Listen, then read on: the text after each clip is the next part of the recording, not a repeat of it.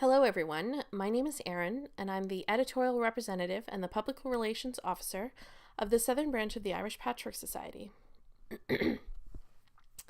Beginning in February of 2015, we started a block of the month, and this is the final reveal of the quilt that was designed. If you are interested in downloading any of the block instructions, you can find that on our website. There's a tab along the top that says Block of the Month. Click on that and then select 2015. And it's got all of the downloadable instructions, and there's going to be some assembly instructions as well, which should include fabric requirements and cutting instructions for the assembly of the quilt. I am recording this at home, and I have two sons who are napping right now. You may hear one coughing because 'tis the season. So let's get started. I beg your forgiveness if there's an interruption by the boys, but we'll see if we can get this done before they wake up. So let's get started. This is our final quilt, and you can see that the features here is that I think one thing that makes this special is those square in a square cornerstones. You may hear me refer to them as diamond cornerstones just because they kind of appear like a diamond, but they aren't a diamond. It also has some sashing, and there's a 1-inch border of background fabric, and then there is a 4-inch border of the blue floral fabric. So to assemble your quilt, first you need to decide on your layout of your blocks. You can do like I did and do a month by month.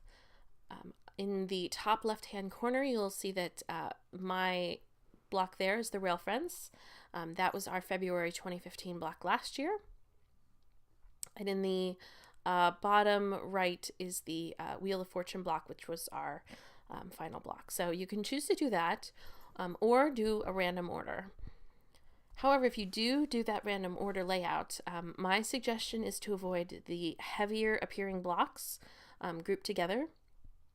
And the way that I personally define heavy blocks is blocks that don't have a lot of background fabric. So that rail fence one, which is the third row down, all the way on the left, to me that doesn't have a lot of background fabric, and it just feels heavier to me. And so those bottom 6 blocks just felt a little heavier than those top 6 blocks. Although personally, if I assembled my quilt like this, I would love it. I haven't really found a bad layout for the quilt. So just do really what makes you happy. That's the most important thing. If you love the way that this quilt looks, do that. It's your quilt. You're going to be the one using it. It doesn't really matter what I think. Next, you're going to want to decide on your cornerstones and sashing style. And I have a quilt design program that allows me to easily change things. So I decided to show you all a few examples. This is our final quilt in the way that I did the final assembly with the month-by-month layout. You could decide to do the square in a square cornerstones, or you could do solid squares like this, this is actually what I started out with when I designed the quilt. I was surfing around on Pinterest and found the square in a square cornerstones and thought that looked really sharp. So I went with that, but this, I think it looks great. You could also do just plain sashing, and unfortunately with my quilt program, I haven't figured out how to make those cornerstones disappear. So on those rows that you would see a cornerstone, it looks like you would have to assemble like 7 pieces of fabric. You wouldn't. That would be just one solid longer piece of fabric, which I think would be about 44 inches wide. I'd have to do the math, but you would just have one long strip instead of those multiple breaks like you see. Sadly, I just haven't figured out how to make that go away in my quilt design program. Or you could go with a thinner border and or sashing, excuse me, and cornerstones. I believe the final measurements for these sashings, excuse me, and cornerstones would be 1 inch, 1 inch wide. If you don't like the sashing or didn't want to do all the work of the sashing, you could also just assemble the blocks together. Again, I think this looks fantastic. I would love this quilt like this. It would cut down some fabric you'd need, which is good if you have a limited amount of background fabric. But again, do what you like and what you'd like in your home or whatever you're going to use the quilt for. So you're going to cut a total of 31 pieces of the 2.5 by 12.5 inch sashing pieces, and you'll need about a yard total of fabric for that. To make the cornerstones, if you're using just the solid square cornerstones, you're going to want to cut 20 pieces of 2.5 inch squares. If you're going to do the square in a square like I show in the final quilts, you're going to want to again cut the 20 pieces of the 2.5 inch squares, which is red in our example, and then you're going to want to cut 80 pieces of 1.5 inch square pieces. And that helps to create the square in a square. So to assemble those red square in a square cornerstones, you're going to start using the 1.5 inch squares, and you're going to draw a line from corner to corner. You're going to line that square up with one corner. You're going to sew on the line, and then you're going to trim a 1/4 inch seam, and you're going to press it open. And then repeat that same process on the opposite side, and make sure both are pressed open before you put the other two on. You're going to follow that same process to make a total of 20 of these square in a square cornerstones. And then you're going to assemble your quilt. To do that, you're going to start with a sashing strip and sew your blocks together. So you start and end with a sashing strip, and then in between the 3 blocks you have 2 more sashing strips. You're going to make a total of 4 of these rows. And then you're going to take those cornerstones, and starting and ending with those, you're going to alternate those with sashing strips. So it's 3 sashing strips and 4 cornerstones, and you're going to make a total of 5 of those rows. And while you're making these, you're going to want to think about how you want to press to make assembly easier. Personally, I like nesting my seams. I believe it helps me sew my rows together so all my intersections line up. So the way that I pressed things was that I pressed the seams on the block rows towards the blocks, and on the cornerstone sashing rows, I pressed the seams towards the cornerstones. And that just helped me nest my seams when I sewed the rows together. When you sew your rows together, you're going to start and end with a sashing row, and then alternate sashing row with a block row. Just keep track of the month by month when you're assembling everything together, just to make sure that you don't accidentally, put the 3rd row in the 2nd row instead. I know I've accidentally done that. I did that with my son's Christmas quilt this past year. And I didn't realize it until after I had sewn my borders on. So again, be careful when you're assembling. And now we're going to talk about how to apply borders. And you may know this, but the Southern branch has decided to make education for newer patchworkers a focus. So I've included this in the presentation, and then there's going to be a little more back to basics type of material in just a few minutes. So let's talk about applying borders. So the best practice for applying your borders is to place your quilt on a flat surface and find your tape measure. That's always the hardest part. You're going to take at least 2, preferably 3 or more measurements along the length of the side of the quilt that you're going to apply the border onto. So with our quilt, I decided to apply the border on the top and the bottom. And because our border is a rectangle, those are the shorter borders. And when you cut for those borders, you're going to want to cut the same length of border for both of those sides. That way you're going to end up with a quilt that's more square than if you like made measurements just towards the top of the quilt or just towards the bottom. When I measured across the rows of my quilt, I believe I measured maybe the first row, the third row, and maybe like the fourth sashing row. So I tried to kind of average. If there had been a great discrepancy, I was trying to kind of average all of that in. Once you have those 3 or more measurements together, you're going to add those together and then divide by the total number of measurements taken. So I have an example here. These numbers aren't the measurements you're going to get when you assemble our quilt.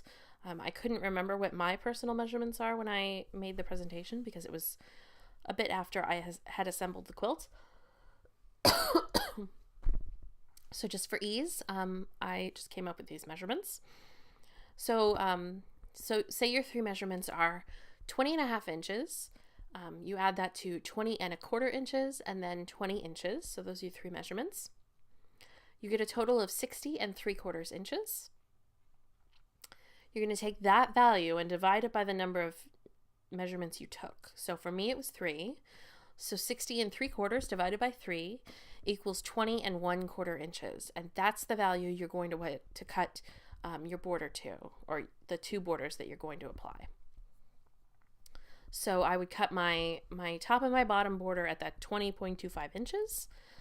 What you're going to do is find the center of both the border and the top on the edges that you're going to be applying those borders, and then pin the beginning and the end of the border as well as the center together, and then ease any fullness that you may have in place.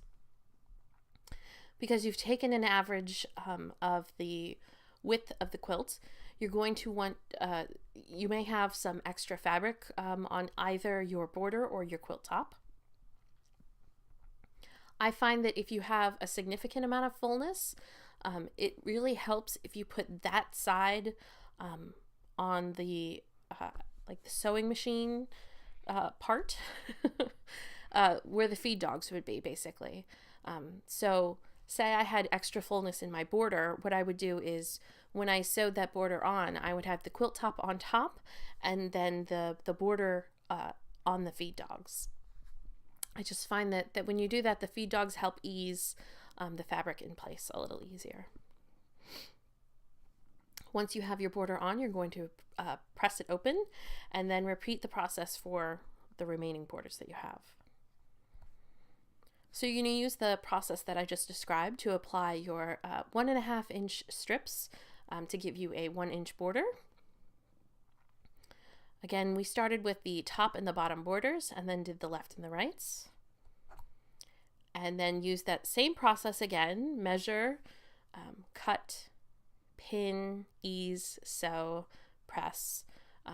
You're going to do that with the 4 remaining borders. Again, I started with the top and the bottom border and then did the left and the right. So once you do that, you're going to assemble a quilt sandwich, and here's the part that's a little more basic for our newer patchworkers. The supplies you need are your quilt top, and our final measurements of our quilt top was 54 by 68 inches.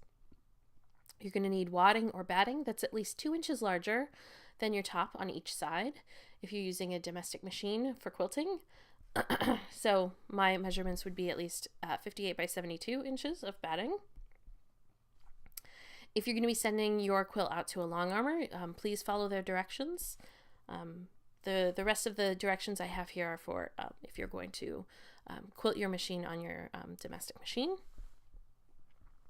You're then going to need some backing fabric, at least 4 inches wider, or 4 inches larger on each side than your quilt top. So ours would be 62 by 76 inches, which ends up being about 3.5 yards of fabric, of backing fabric. Then you're going to need some sort of securing device, whatever you typically like to use for basting, either pins or spray basting. I personally like pins. And then you're going to need some masking tape. And you're going to assemble your quilt sandwich. So the place that I have in our house that's large enough to do my basting is in our playroom for the boys. So what you can't see in this photograph is I have the backing fabric laid down with the print of the backing fabric facing the floor. So I have it wrong side up, and I've taped all the edges of that backing fabric down. I've pulled it just so it's smooth, not so, I haven't pulled it so tight that it's gonna stretch out. You're not really worried about stretching it out. Excuse me. You do not want to have your backing fabric stretch so much that when you undo it, it's going to cause problems when you try and quilt. So don't stretch it so tight that it's like a drum. Kind of just stretch it so it's smooth.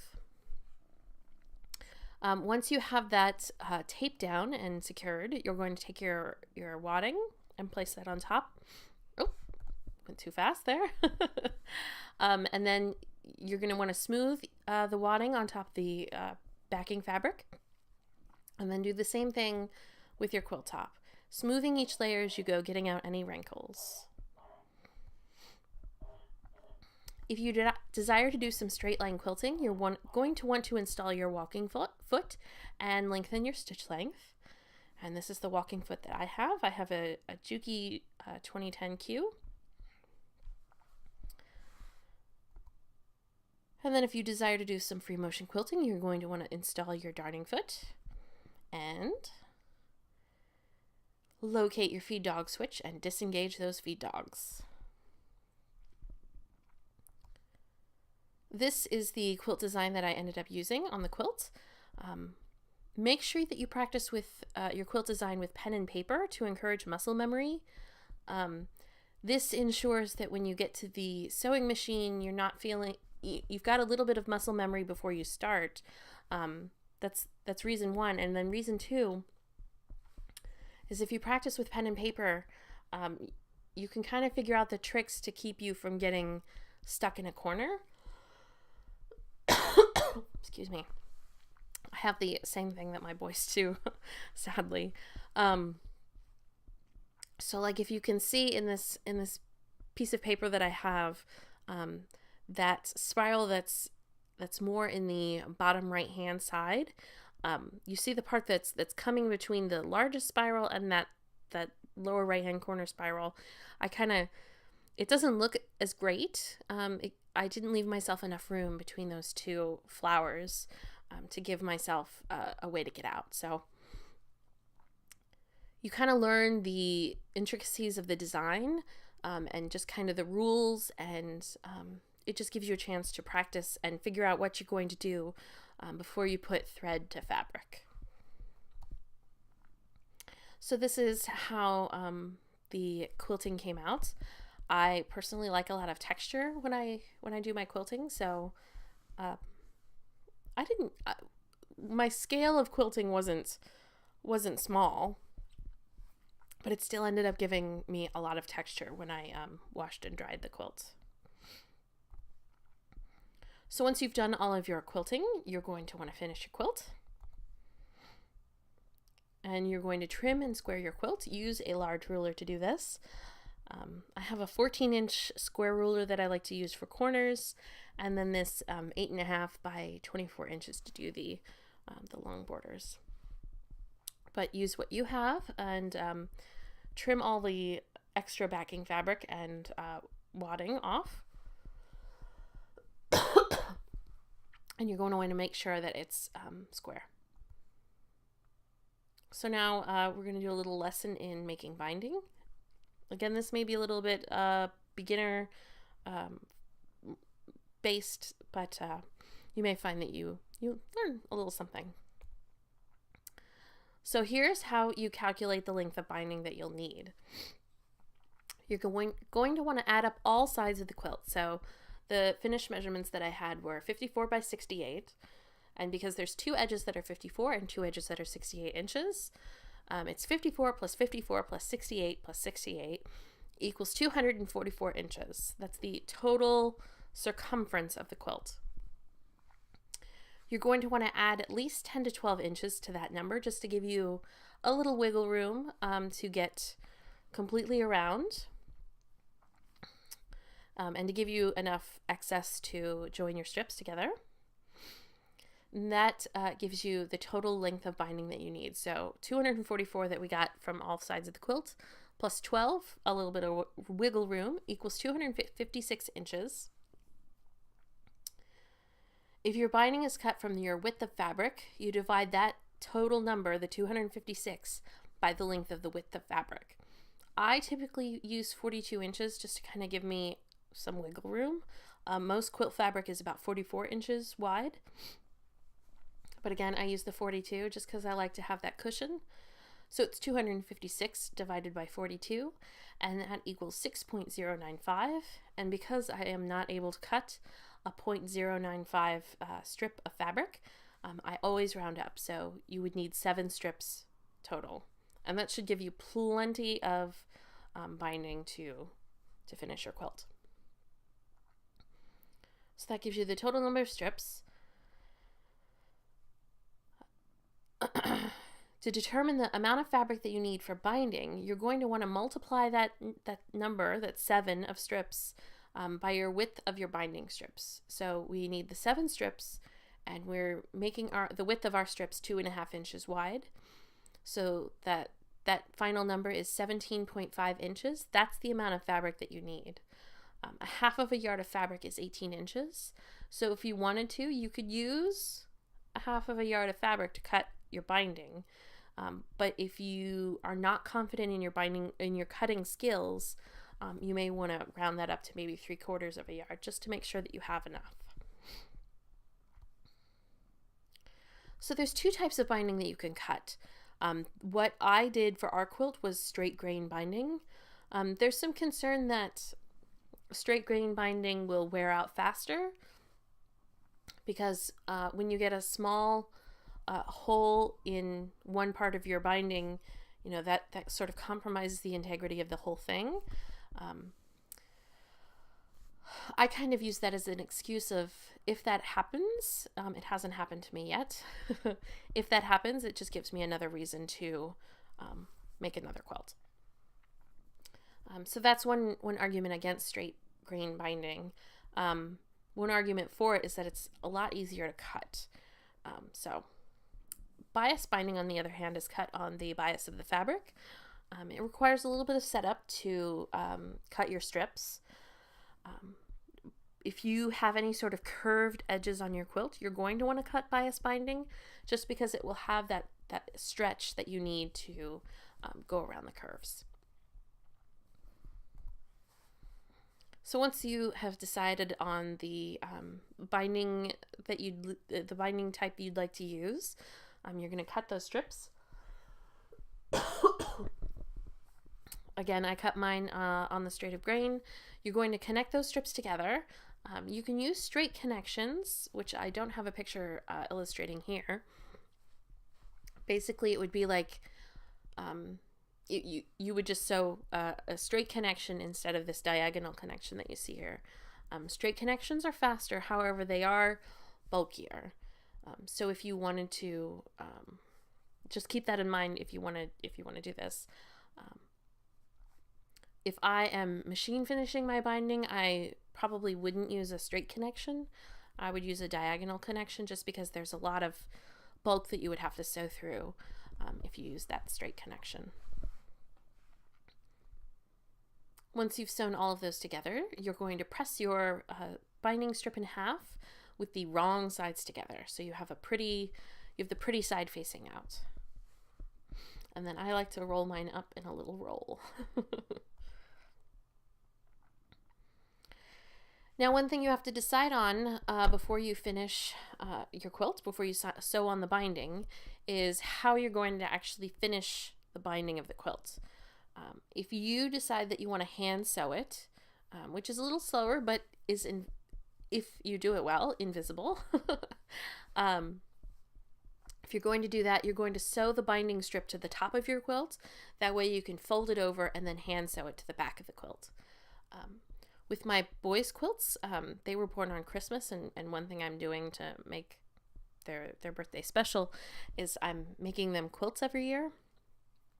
And because they're 3, I'm machine sewing I have twins, so I'm making 2 quilts every year for them.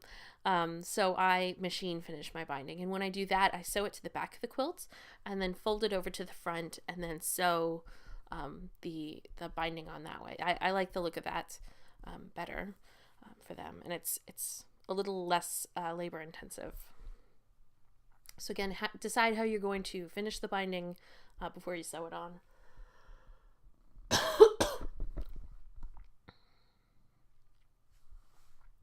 So you're going to place the raw edges together and start back stitching in the beginning.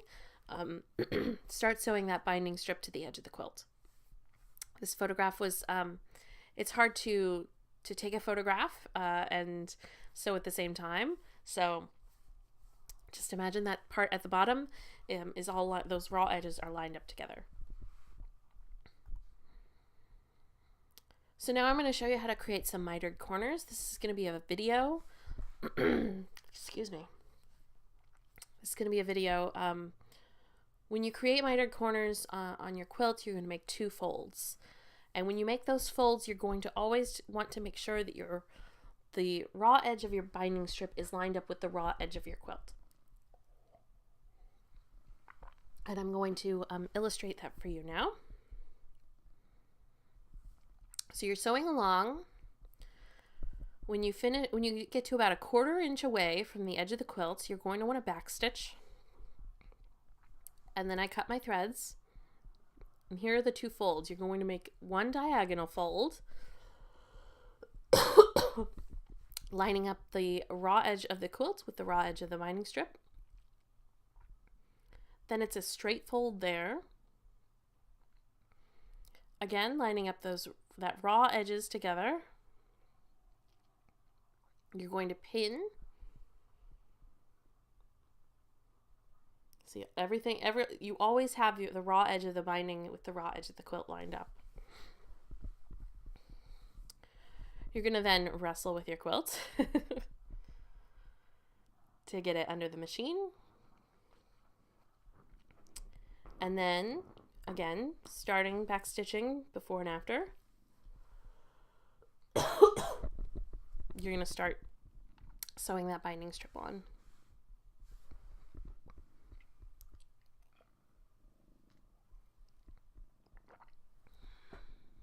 There you go. You're going to continue sewing and turning your corners as described, stopping at least 10 inches before the beginning where you started with the binding.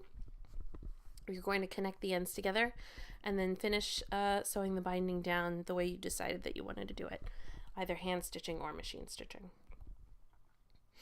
So here's just, I hand sewed ours down.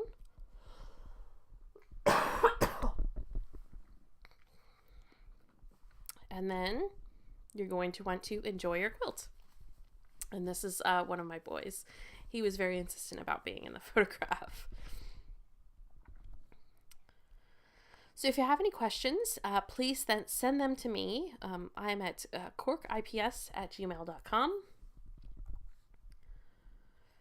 We have a Pinterest board, which you can find at this web address here.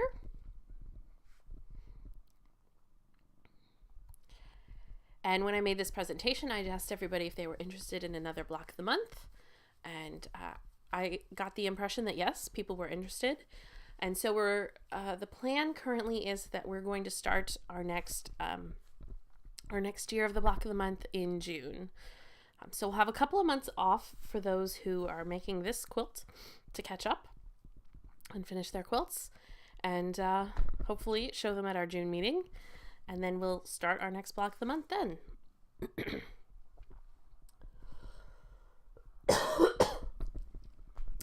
Thank you for putting up with my coughing. It's been challenging. I cannot wait for the cold and flu season to be over.